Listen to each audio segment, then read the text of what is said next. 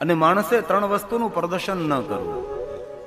આપણા સાધુ પુરુષો કહે છે પત્ની, સંપત્તિ અને સંતત્વ આ ગુપ્ત રહે એમાં સલામતી. આપણે સંપત્તિ એ પ્રદર્શન કરવાની વસ્તુ નથી. આજે માણસ પાસે હોય થોડું, દેખાડો જાજો કરે. એમાં આપણા ગુજરાતીઓ તો પહેલા નંબરે. કેટલો દેખાવ, કેટલો દેખાવ. પછી ફોર વ્હીલ ગાડીના હપ્તા નો ભરી શકતો હોય પણ દેખાવ કેટલો મોટો. સંપત્તિ એ દેખાડવાની વસ્તુ નથી અને પત્ની પણ સમાજને દેખાડવાની કોઈ વસ્તુ નથી. એને ગુપ્ત રાખો. આજે લોકો દેખાવ કરે છે. રવિવાર હોય ને 5 વાગે એટલે ટુ વ્હીલ ની પાછળ કોથળો નાખીને ફરે એમ ફરે. એ કઈ દેખાડવાની વસ્તુ છે સમાજને? એ તો ગુપ્ત રાખો. એ સમાજ માટે પ્રદર્શનની વસ્તુ નથી. એ તો સારું છે, સમાજ ક્રાંતિકારી. લાજ જતી રહી, બાકી બહેનોને ક્યાં લાજ? ઘૂંઘટો જ બહેનો કાઢે રાખતી હતી. કોઈ દેખે નહીં, કોઈ જોવે નહીં, લાજ ગઈ. સારું કહેવાય. તો એમાં કોઈ આપણો વિરોધ થોડો છે. આરબ કન્ટ્રીમાં ક્રાંતિકારી બહેનોએ ઝુંબેશ ઉઠાવી હતી કે બહેનોને બુરખામાંથી બહાર કાઢો, તેને મૂંઝવી રાખી છે. પણ ત્યાંની જ બહેનોએ વિરોધ કર્યો કે નહીં, આમાં અમારી સલામતી છે. અમે જે બુરખો પહેરીએ એમાં અમારી સલામતી છે. કારણ કે પ્રદર્શનની વસ્તુ નથી. સંપત્તિને રૂપનું હરણ થાય છે. પત્ની એ દેખાડવાની વસ્તુ, સંપત્તિ એ દેખાડવાની વસ્તુ, ને સંતત્વ પ્રગટ થાય તો માણસ પછી એકાંતમાં જતું રહેવું જોઈએ, લોકોથી પર જતું રહેવું જોઈએ. જો પ્રગટ થાય તો પછી દેખાડાય નહીં. જો તમે દેખાડો સમાજને તો તમને જીવવા નહીં દે આ સમાજ. ભગવાન શંકર કહે ગોપ્યમ ગોપ્યમ સર્વથાય. નારદ હવે બાદ કોઈને નહીં કહેશો આપ. પણ હરિને તો ભૂલથી નહીં કહેતા, પણ અહંકારી નારદ કોની વાત માને? અહીં નારદે શિવની પણ વાતને ન માની. અહંકારી માણસના સ્વભાવનું પ્રદર્શન થાય છે. અને મૂર્ખતાની પહેલી કોઈ ઓળખાણ હોય ને તો અભિમાન છે, અહંકાર છે. અને દુનિયામાં જેટલો માણસ નાનો એટલો તેનો અહંકાર બહુ મોટો હોય છે. સ્વામી વિવેકાનંદ એમ કહે છે કે તમે ભલે મંદિરે ન જાઓ, તમે ભલે કોઈ સારા પુસ્તકનું વાંચન ન કરો, પણ તમારામાં જો નમ્રતા હોય ને તો કોઈ પણ ક્ષેત્રમાં તમે સફળ થઈ શકશો. અહંકારી માણસો મોટી પછડાટ ખાય છે. હું કરું, હું કરું, હું કરું, એ જ મોટી અજ્ઞાનતા હોય છે. આપણે છે ને તો જ આજ બધું થાય છે. આપણે ન હોય તો કાંઈ ન થાય. પણ આપણને યાદ રાખવું જોઈએ કે આપણે નહીં હતા ત્યારે પણ જગત ચાલતું હતું. આપણે છે તો પણ જગત ચાલે છે, ને આપણે નહીં હોય તો પણ આના કરતા સારામાં સારું જગત ચાલવાનું છે.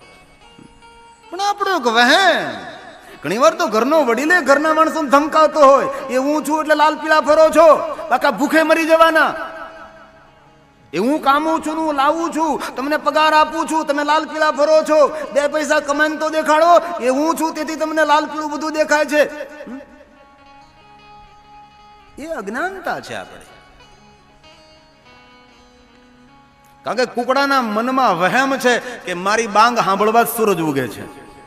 હવે કુકડાને આ સૂરજ નારાયણને હું ભલે લેવા દેવા. પણ એમને એક મનમાં વહેમ આવી ગયો કે મારી બાંગ સાંભળવા માટે આ સૂરજ નારાયણ ઉગે છે.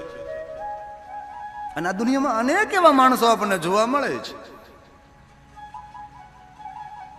અને આપણે સૌએ યાદ રાખવું રહ્યું કે આસમાનમાં જેટલા તારાઓ છે તેટલા જો દુશ્મનો ઉભા હોય ને તો પણ આપણું ખરાબ ન કરી શકે. જે આપણો એક અહંકાર આપણને પછડાટ અપાવી શકે છે. અને મોટા મોટા માણસો અહંકારને કારણે ધૂળ ચાટતા થયા છે.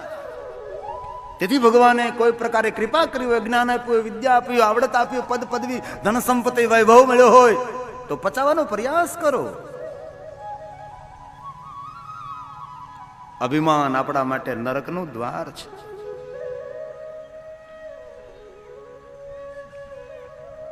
ગોસ્વામીજીના શબ્દો છે. સુરશ્રુતિ નિંદક જે અભિમાની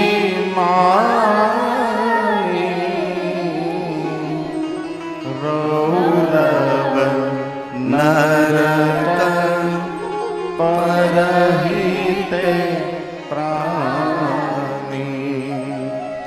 રૌરવ નરક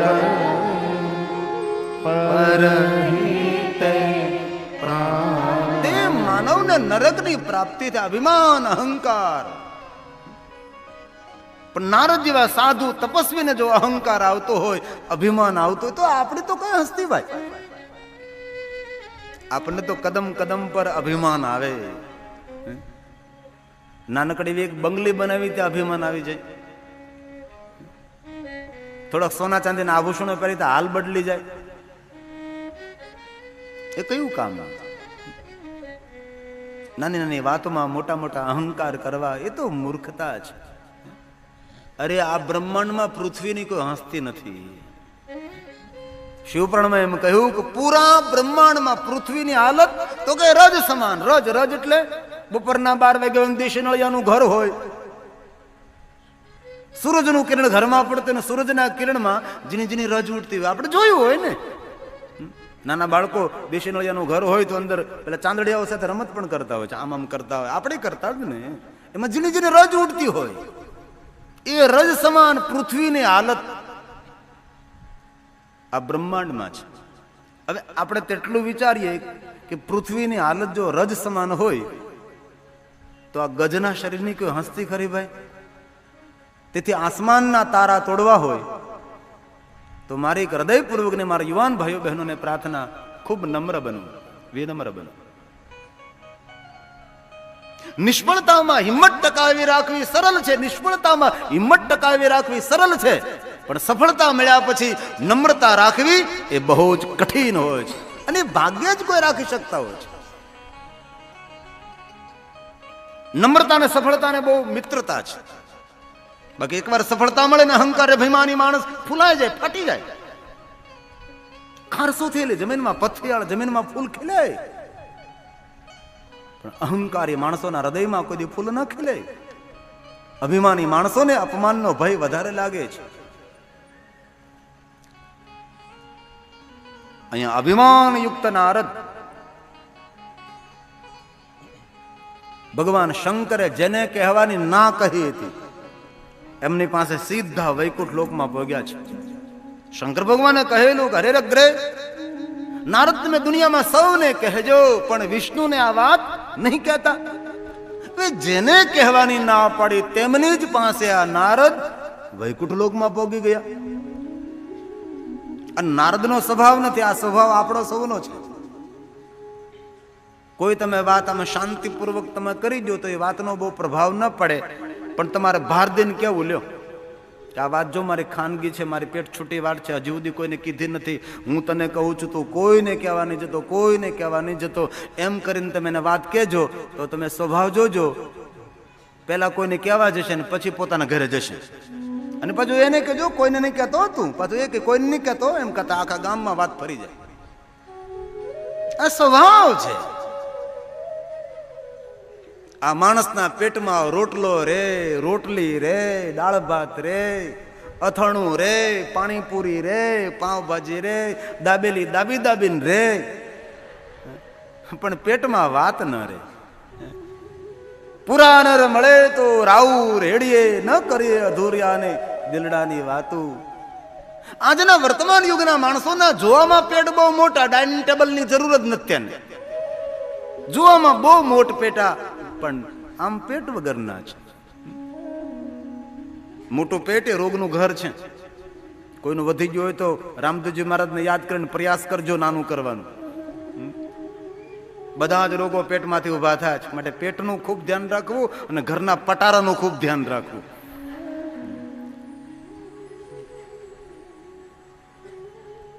માણસના પેટમાં વાત ન રહે. તેથી મારા વહાલા ભાઈઓ બહેનોને મારી પ્રાર્થના, જીવનની અંગત વાતો હોય એ કોઈને ન કહેવી. નહીં કોઈ સગાને, નહીં કોઈ સંબંધીને, નહીં કોઈ મિત્રને. અરે દિવાલને પણ કાનો હોય છે. આપણા જીવનની રહસ્ય ભરેલી વાતો, આપણા જીવનની ગુપ્ત વાતો કોઈની આગળ ખુલ્લી નહીં કરો. એ મુઠ્ઠીમાં જ રાખો, તમારી પાસે રાખો.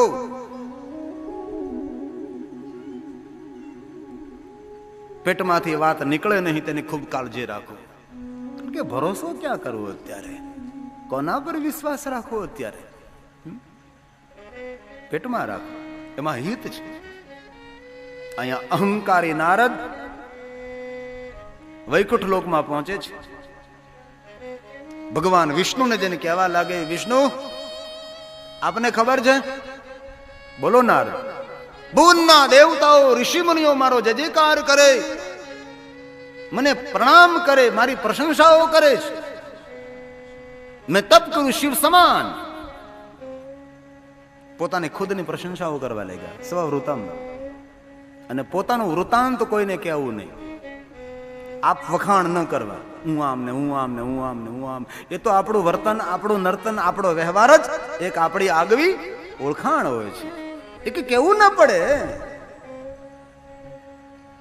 એ કાગડો નો કોયલ તો ઓળખાય જ જાય કે આ કાગભાઈ છે ને આ કોયલ બેન છે. કે ઓળખાણ આપવી ના પડે. હંસ અને બગલો ઓળખાય જ જાય. તેના આહાર ઉપરથી, તેના વિહાર ઉપરથી, તેની હલનચલન ઉપરથી, તેના વ્યવહાર ઉપરથી માણસની ઓળખાણ અને પરખ થતી હોય છે. નારદે પેટ ભરીને પોતાના ખૂબ વખાણ કર્યા છે.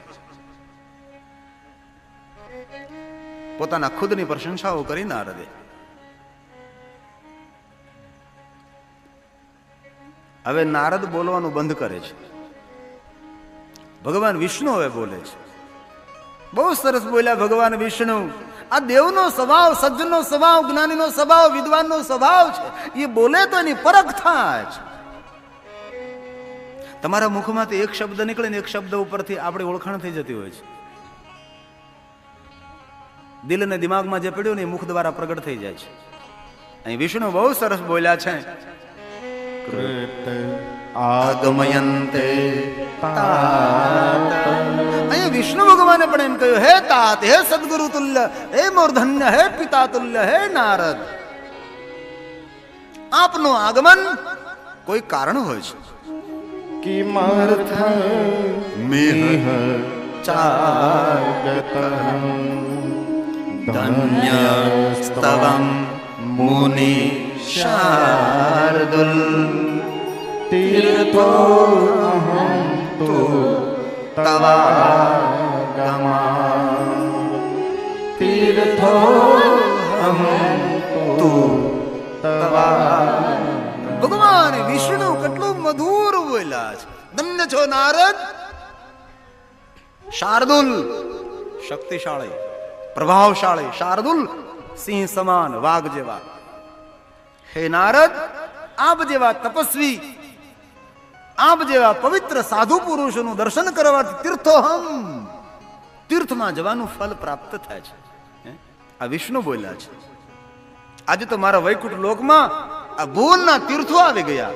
હે નારદ, તમારું આગમન, તમારી સાથે તીર્થો આવ્યા છે. અને કોઈ આંગણે કોઈ સાધુ આવે, સંત આવે, સાધુ પુરુષ, કોઈ પવિત્ર બ્રાહ્મણ, વિદ્વાન બ્રાહ્મણ તીર્થો આંગણે આવ્યા છે. તીર્થના એક ફલ, સંત મિલે ફલ ચાર, સદગુરુ મિલે અનંત ફળ, કહેત કબીર વિચાર. સાધુનું દર્શન તીર્થ સમાન, સાધુનું દર્શન તીર્થ તુલ્ય. અહીંયા ભગવાન વિષ્ણુ કહે છે, નારદ, આપ જેવા તપસ્વી મારા વૈકુંઠ લોકે આવ્યા, આજે હું ધન્ય બની ગયો. આપ જેવા પવિત્ર તપસ્વી પુરુષોનું દર્શન કરવાથી તપ કરવાનું ફલ પ્રાપ્ત થાય છે. કેટલું સારું બોલ્યા છે. ભગવાન વિષ્ણુએ પેટ ભરીને નારદના વખાણ કર્યા છે.